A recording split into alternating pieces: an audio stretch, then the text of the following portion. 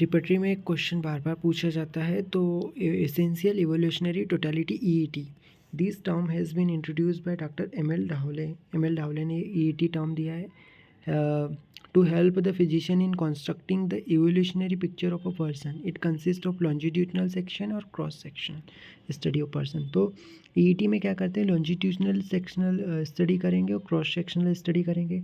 जब हम longitudinal sectional study की बात करते हैं तो इसमें study of evolution of person from birth till the present, birth से लगा के प्रेजेंट स्टेट तक का स्टडी करने को कहते हैं longitudinal sectional study.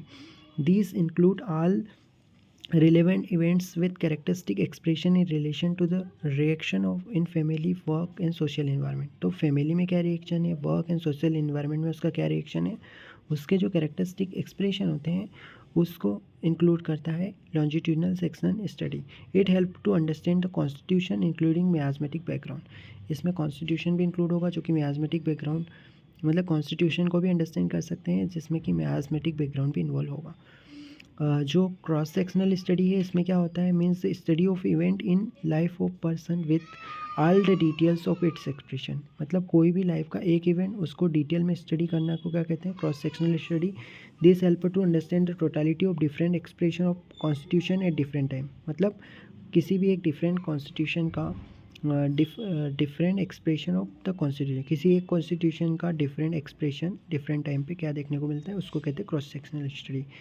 The study of few cross-sectional studies help to understand the dominant mass. अगर कुछ क्रॉस सेक्शनल स्टडी कर ले अपन, मतलब किसी एक पर्टिकुलर इवेंट की स्टडी कर ले, तो उससे क्या होगा, हमारा जो मैज़म है उसको हम डोमिनेंट मैज़म को अंडरस्टैंड कर सकते हैं, मैज़मेटिक स्टेट को अंडरस्टैंड कर सकते हैं. The whole study can be represented in the following schema, which help to portray the individual in terms of predisposition, disposition, diathesis and disease. तो पूरी जो स्टडी कर रहे हैं ना, ये एक स्कीमा में होती है जिसमें कि क्या क्या टर्म्स हो इंक्लूड होंगे, प्रीडिस्पोजिशन, डिस्पोजिशन, डायथेसिस और डिसीज़. 4 टर्म इन्वॉल्व होते हैं, predisposition, disposition, diathesis and disease. फिर essential evolutionary totality if work out properly gives the glimpse of all the events in the totality. All events totality में include होंगे. It help the physician to work out of constitutional sector acute and intercurrent remedies. तो यहाँ पे EET जो है ना, इसमें mainly अपन को कितनी लाइंस देखने को मिलेगी, 4 लाइनें रहती है. पहली लाइन है लाइन ऑफ कॉजेशन. तो जो मिडिल लॉन्जिट्यूडनल लाइन है उसको लाइन ऑफ कॉजेशन कहते हैं, जो यहाँ पे दिख रही है longitudinal line, line of causation. तो जो लाइन ऑफ कॉजेशन है वो मिडिल लॉन्जिट्यूडनल लाइन है. It contain predisposition, disposition, diathesis and disease. Line of causation में 4 चीज़ें रहती हैं, predisposition, disposition, diathesis and disease. It is health that the cause of disease is the person predisposition, disposition. तो line of causation में predisposition, disposition रहेगा, particular diathesis रहेगा, unfavourable condition को बताता है वो, और diathesis give rise to disease. तो क्या होता है कि it is held that the cause of disease is the person predisposition. Cause of disease क्या है, उसका प्रीडिस्पोजिशन और डिस्पोजिशन. तो पर्टिकुलर डायथेसिस जो है वो उसकी वजह से क्या होता है, अनफेवरेबल कंडीशन में प्रीडिस्पोजिशन, डिस्पोजिशन था उसका cause of disease, which leads to particular diathesis. Predisposition, disposition की वजह से उसका पर्टिकुलर डायथेसिस आया अनफेवरेबल कंडीशन में, और उसके बाद डायथेसिस जो है उसकी वजह से उसको डिसीज़ होती है. लाइन ऑफ कनकोमिटेंट, तो जो ट्रांसवर्स लाइन होती है उसको लाइन ऑफ कनकोमिटेंट कहते हैं.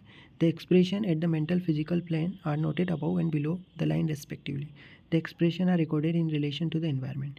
तो जो ट्रांसवर्स लाइन है इसको क्या कहते हैं, लाइन ऑफ कनकोमिटेंट. जैसे दिख रही है ट्रांसवर्स लाइन, उसको लाइन ऑफ कनकोमिटेंट कहते हैं. इसमें क्या रहता है, लाइन ऑफ कनकोमिटेंट में मेंटल और एक्सप्रेशन रहेगा. Expression at mental physical plane are noted above and below.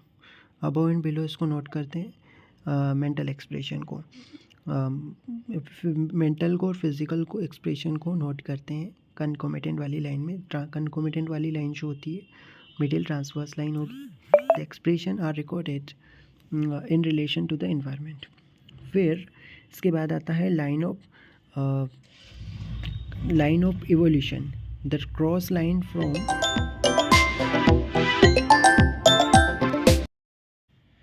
Line of evolution time की बात करें तो इसमें क्रॉस लाइन जो है left upper corner to right lower corner is called line of time.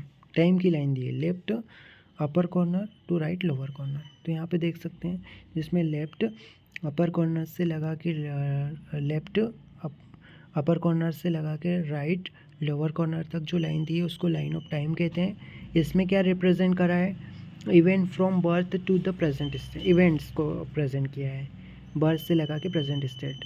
The event should be correlated to concomitant and modalities to understand the event in totality.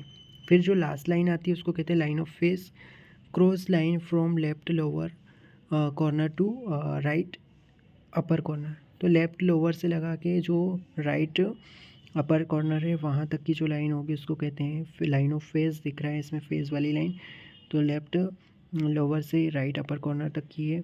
It represent the various phases of disease like psora, sycosis, tuberculosis and syphilis. तो इसमें मैज़म को सोरा, साइकोसिस, syphilis इनको denote करती है। ठीक है, तो line of evolution कहाँ से कहाँ तक की थी, लेफ्ट अपर से लगा के राइट लोअर कॉर्नर तक थी, जिसमें कि different events birth to present state तक बताए हैं। ये इवेंट जो है उसको कोरिलेट भी कर सकते हैं कंकोमिटेंट और मोडालिटीज़ के साथ, ताकि हम टोटलिटी को अंडरस्टैंड कर सकेंगे।